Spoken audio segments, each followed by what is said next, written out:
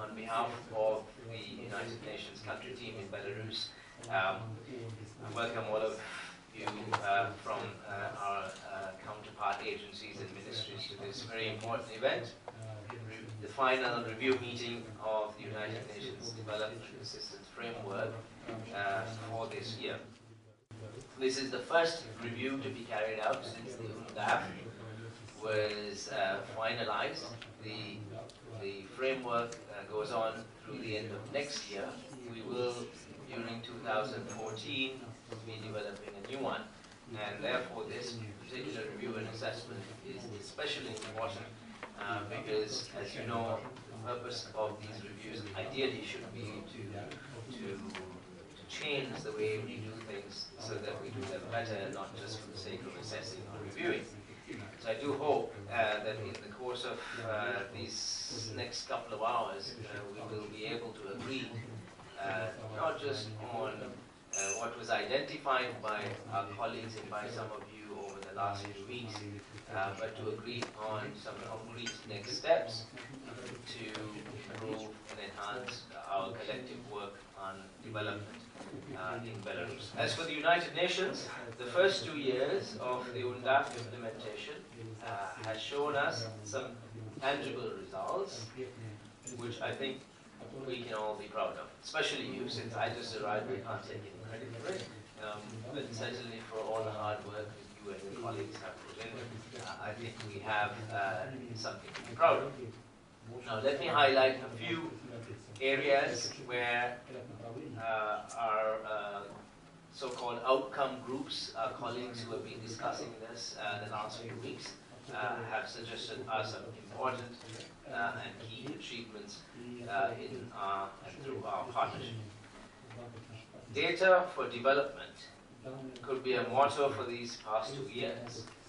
Belarus has undergone a number of assessments and surveys. For example, the Public Expenditure and Financial Accountability Assessment, Investment Policy Review, Multi-Indicator Cluster Survey, dissemination of the 2009 Census Data, Labour Force Survey, Public Expenditure Review, and so on, and many more. All of them, of course, will contribute to better planning and identification of priorities where further assistance is still needed. Local development. A new local development support program has been devised by some of you together. It was aimed at consistent and sustainable growth of the capacity of local governments and self-government NGOs and communities in making decisions on issues of sustainable social and economic development of the regions. On governance and the rule of law.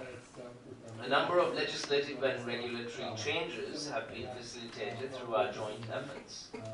For instance, more streamlined Belarusian environmental legislation has been introduced, and the first regional art house center was opened in Grodno, which I very recently visited myself, to provide better public access to environmental information and decision-making in environmental management. This is especially done through creating awareness of the legal mechanisms relating to the environment and how citizens can become engaged using the various laws and regulatory frameworks.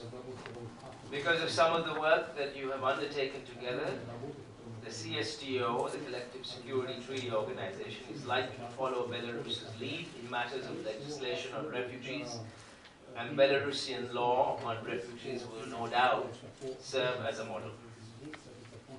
The regulatory framework governing foreign investments and the conduct of private business has enhanced. As a result, Belarus has improved in the Doing Business global ranking, as many of you know. Additionally, the UN agencies have been working on enhancing the capacities of the courts. I was very recently, a couple of days ago, at an important event with the various judges of the economic courts. And it was very interesting for me to engage with all these judges from Minsk and outside.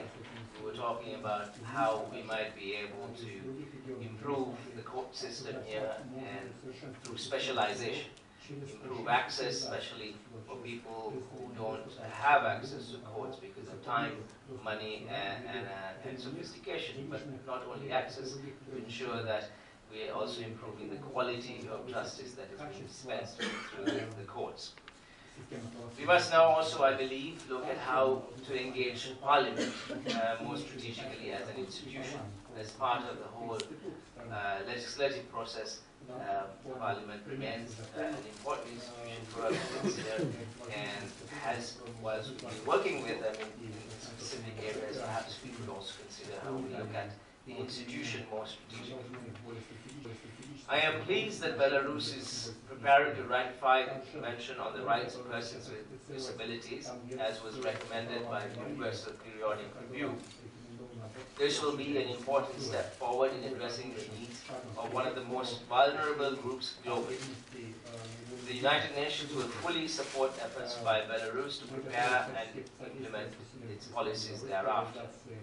But not only in terms of the Convention on the Rights of Persons and Disabilities, I would like to also extend the United Nations' willingness and capacity to support Belarus in implementing and enforcing any and all of the international obligations, the treaties that Belarus has signed on to, as is seen fit by the government and by the Ministry of Foreign Affairs. So, Mr. Ambrosevic, I would like to, on behalf of the UNC, especially say that we look forward to supporting you in any of these, not just in terms of the convention I mentioned.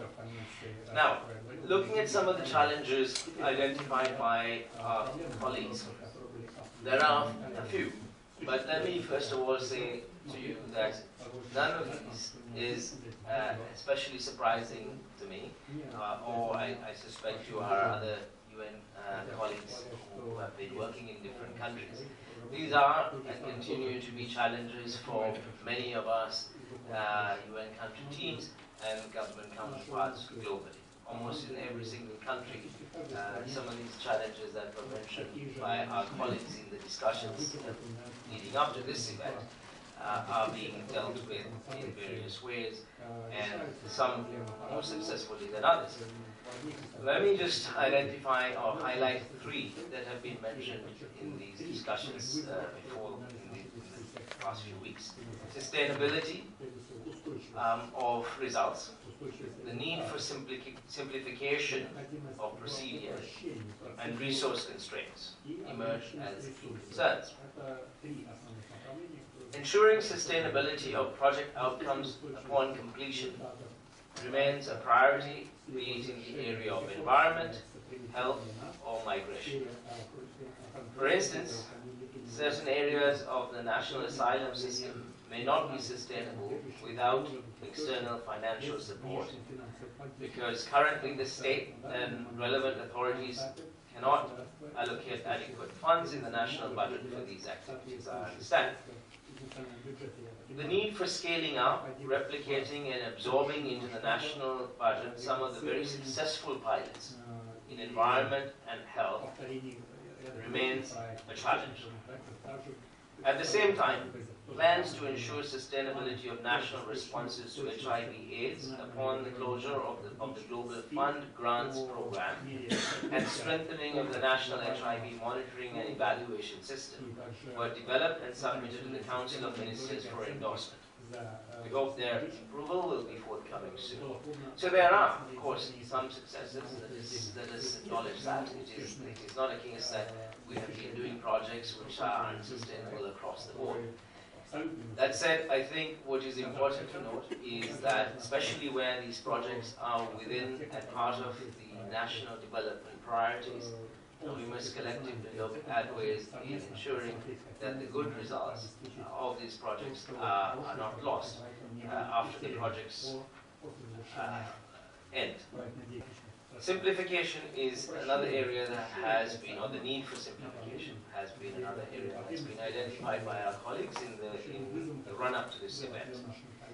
The somewhat complex and lengthy procedures for approval of technical assistance would allow international development agencies to implement simplification of its procedures, would allow international development agencies to implement projects faster and more efficiently, as well as to avoid delays in project launches. Now let me be clear.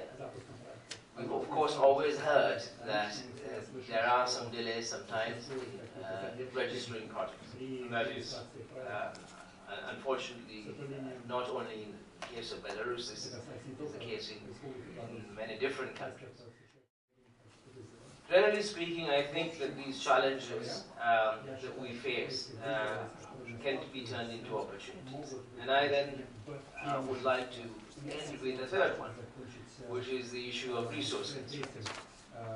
We're all facing budget cuts, whether it's in the government or the UN agencies or donor countries. And in this environment of austerity, as again mentioned by the President in his speech last week, in this environment where prioritization, whether it's UN agency work or donor funding, has become critical, I think it is an opportunity for us to become even more cost-effective and efficient.